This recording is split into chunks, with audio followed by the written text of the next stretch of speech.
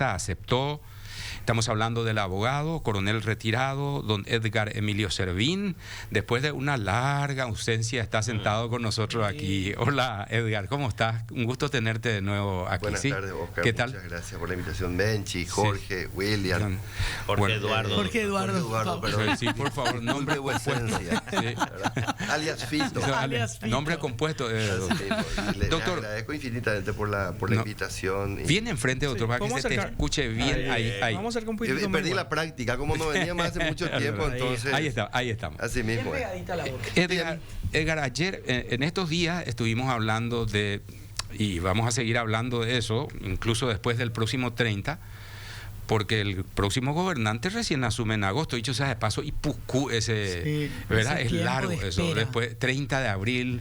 Fíjense cómo en Brasil recién un en mes agosto. después ya se asume. Es largo, bueno, pero ya hablamos varias veces de ese tema. No es motivo ahora de estar contigo. Hemos hablado de los desafíos del ámbito económico. Los entendidos opinan. Queremos hablar del tema desafíos, tema seguridad para el próximo gobierno. ¿En qué centralizarías la principal preocupación? La ciudadanía pone, si no en los primeros lugares, en el primer lugar, va ¿qué te preocupa? No, la seguridad, te dice, desastre, delincuencia por todas partes, motochorro, mondajá, corrupción policial.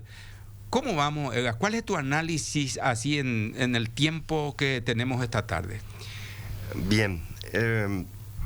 Yo creo que Tomás Palau nos da el fallecido sociólogo Tomás Palau, a quien no conocí, nos da una aproximación muy certera al problema básico y al problema directo que atañe al área de seguridad y que tiene diferentes tipos de ramificaciones en todos los contextos, en todas las disciplinas y en todos los estamentos, ¿verdad? Hay 4 pilares que gobiernan o controlan la economía paraguaya y una de ellas es el crimen organizado. El crimen organizado no es solamente un problema paraguayo, es un problema transnacional. Sí, así mismo es. Esos criminales de alguna u otra forma privatizan o le privatizan a tus fuerzas de seguridad, a las fuerzas públicas. Sin ¿Qué excepción. hacen qué? Le privatizan. Hay una suerte. Baje y se vea. Y amigo le paga para que de repente claro. O sea, o mantener, le mantiene. Exactamente, y el presupuesto es mucho mejor muchas veces que el Estado. Ese no es un problema paraguayo, yo insisto con eso, es un problema a nivel mundial. Los 4 clusters o clústeres que dominan, que gobiernan la economía paraguaya, digamos, es la inversión extranjera, los agronegocios, las empresas propias del capital paraguayo y el crimen organizado. Es muy difícil combatir o identificar, digamos, este tipo de problemas así de manera directa. Y tenemos que ser sinceros, porque esas corporaciones o esas organizaciones tributan a nuestras fuerzas de seguridad, a la fiscalía, al juzgado, etcétera, etcétera, y tienen una economía subterránea. Ese es el primer problema que hay que identificar. Corrupción. ¿Verdad? Por supuesto. El segundo es en la intermediación del servicio. Nosotros venimos con políticas públicas de seguridad. Gane quien gane las elecciones del próximo domingo va a tener que elaborar ese trabajo intelectual. Está la ciudadanía y en el medio está la intermediación. ¿Quién te ofrece la intermediación por el servicio de la seguridad? El Ministerio Público, la Justicia, la Policía Nacional, la Secretaría Nacional Antidrogas, etcétera, etcétera. Y esa intermediación es muchas veces costosa por una falta de entendimiento entre el político o la expresión política que asume el gobierno y la ciudadanía que queda huérfana de la prestación de ese servicio. Básicamente, esos 2 pilares o esos 2 temas prioritarios son los que de alguna u otra forma sintetizan o encuadran cuáles son nuestros grandes problemas de seguridad. Hay ciudades ribereñas de una nación vecina, no voy a decir el nombre, que tienen serios problemas de este tipo, como nosotros ya lo estamos experimentando. Como apéndice de todos estos 2 ítems que te estuve diciendo, también figura, es un hecho, de que acá en Paraguay están operando corporaciones delictivas, ¿verdad?, bajo la sombra, o células dormidas de determinado tipo de agentes del terror o del terrorismo que están dormidas y que no están operando, ¿verdad? En cualquier momento esas se activan para A o B motivo. Puede ser sicariato, puede ser acto de terrorismo, etcétera, etcétera. ¿Qué es lo que puede hacer el Estado, verdad? Y me remonto a los hechos que desencadenaron en 2 investigaciones americanas, los sucesos del 911 y la investigación de los crímenes financieros de Bernie Madoff. Y voy a una anécdota que creo que dije hace poco en una reunión así muy privada, para identificar un poco cómo muchas veces se menosprecia o se desprecia el análisis del técnico. Harry Markopoulos era un matemático financiero, un contador de Nueva York, y se va a una agencia de la bolsa y le dice: mira estos números, tenemos que ganarle a este rival. ¿Quién es el rival? Bernie Madoff. Markopoulos hace un trabajo científico y dice 3 cosas acá lo que ocurren. En primer lugar, este tipo o esta persona es una persona demasiado preparada y tiene una fórmula para ganar dinero que nosotros no la tenemos.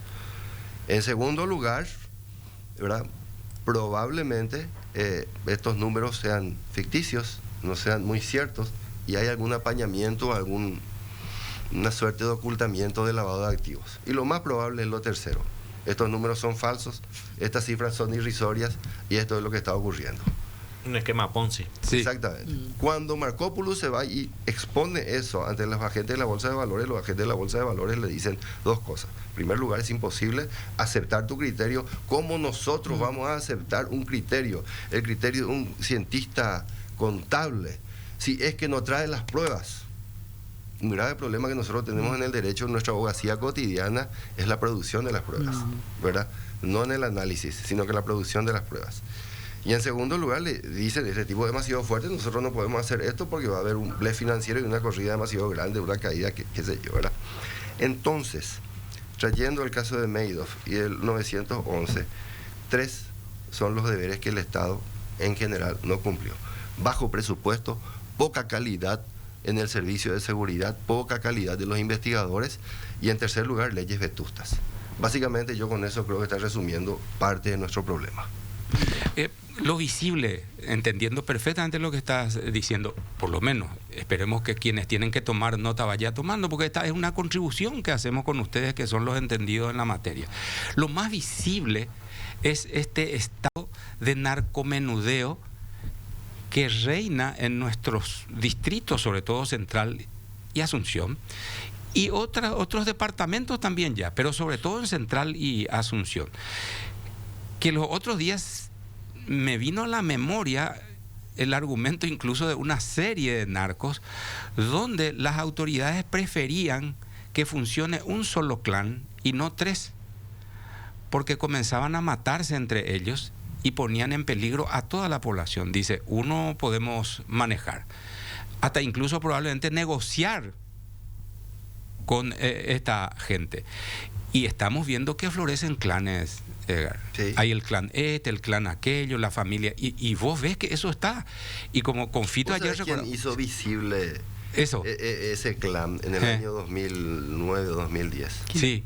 Un integrante del equipo de trabajo en el sector privado al cual estoy asociado. Mira por lo que está pasando acá, me dice, ¿verdad? El clan Rotela. Sí. Y entonces a partir de ahí empezó a trabajar en la producción de políticas públicas del área de seguridad. Empezó a traer los datos a las autoridades del Ministerio del Interior. Entonces se expuso a la Policía Nacional. Esa fue una cooperación muy valiosa, y a partir de ahí la policía hizo su trabajo de prevención y de represión, mejor dicho. Ahora, los clanes tienen fuerza dentro de las penitenciarías, porque esto es así, o sea, están instalados ahí los jefes de los clanes y desde ahí cobran fuerza, continúan con sus negocios. En la calle. No, ya sé, pero digamos, el centro operativo son las cárceles. Desde las cárceles ellos distribuyen los territorios para el microtráfico. El extorsión también que pueden establecer. Entonces, desde las penitenciarías y a las familias. A eso voy, William. Si nosotros pudiéramos tener cárceles en Paraguay absolutamente blindadas, de manera que ya esta gente no pueda seguir operando con un teléfono celular. O sea, parece muy tonto lo que estoy diciendo y muy obvio, ¿verdad? Pero todas las veces que se hace una requisa en alguna cárcel, encontramos decenas de celulares, bueno, y todas las otras cuestiones. Antena y todo. Pero entonces yo digo, siempre se habló de que pueda haber algún sistema que neutralice esa señal de internet para evitar que esta gente...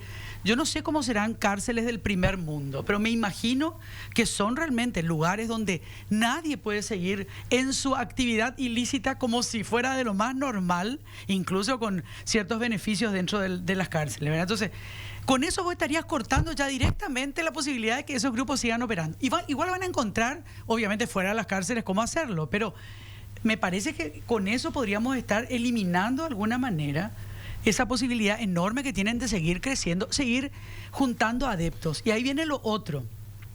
Obviamente, ¿por qué estos clanes generan adhesión? Porque son personas que les dan alguna identidad a estos que están en las cárceles, ¿verdad?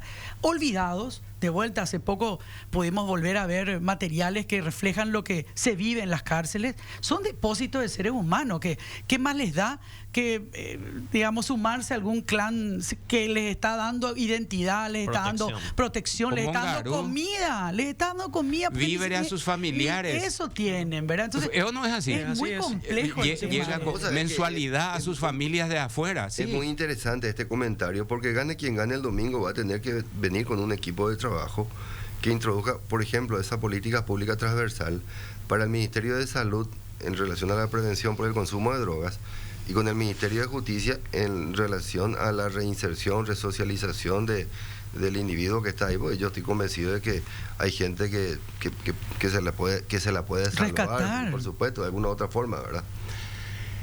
Como nunca aparecen cientistas teóricos de la seguridad ahora, a los que estábamos hablando, ¿verdad? Y creo que a esa gente sería muy importante sumarla, aunque sea desde el asesoramiento en los ministerios, porque pueden producir y pueden dar mucho.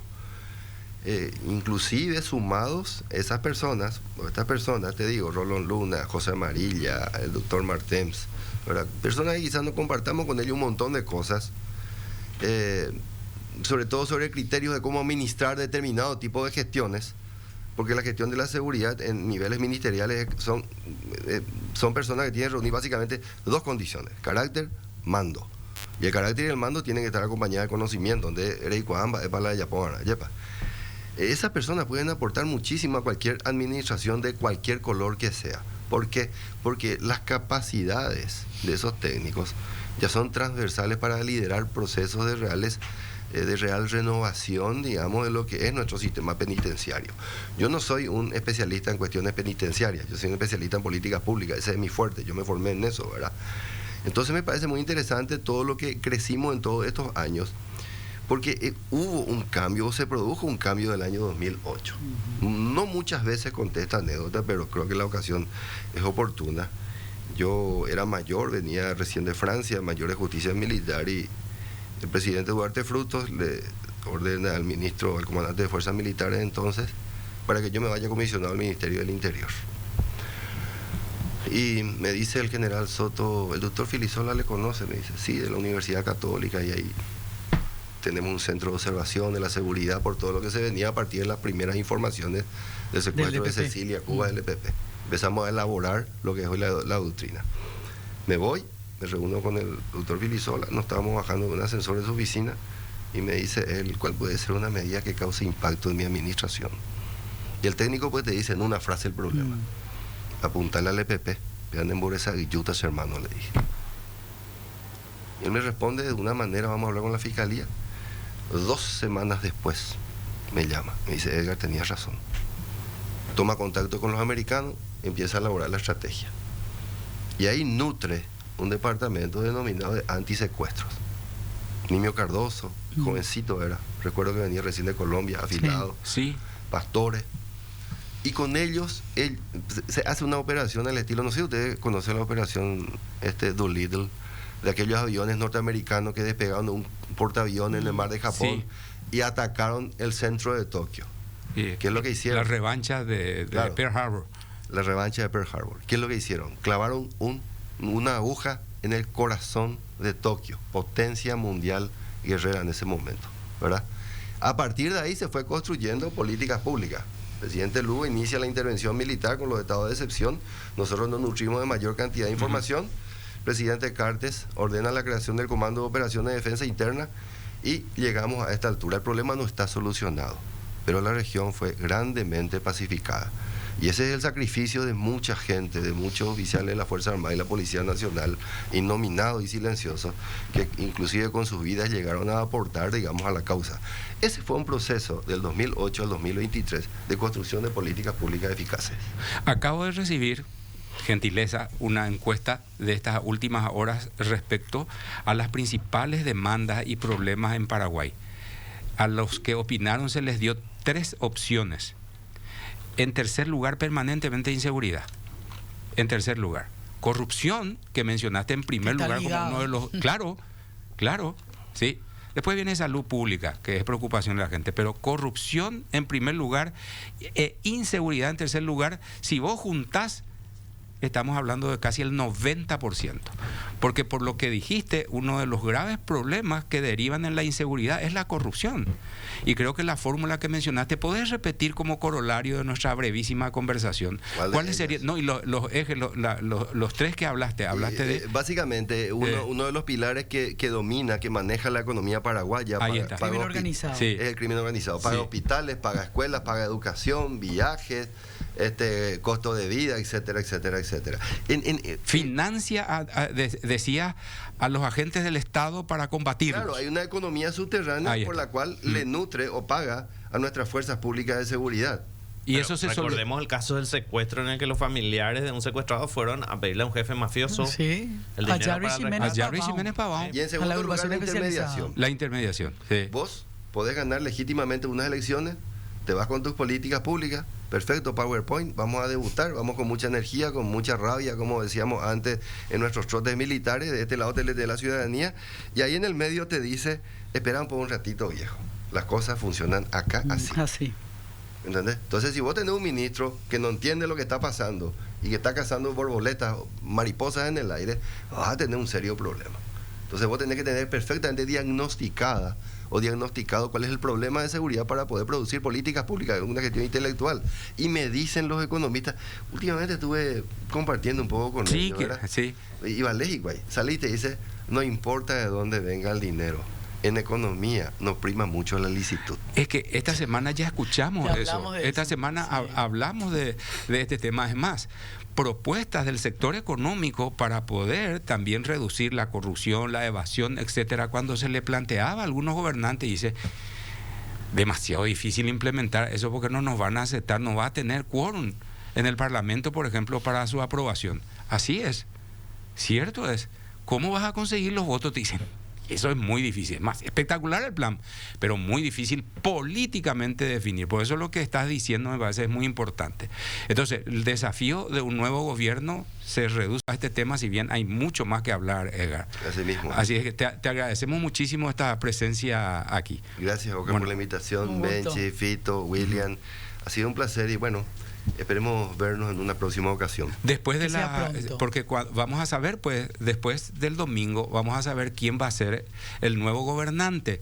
Jañane Mandoamita, ¿qué propuso durante su campaña electoral? Y eso va a ser muy importante. El candidato ganador nos dijo acerca del tema seguridad estas cosas.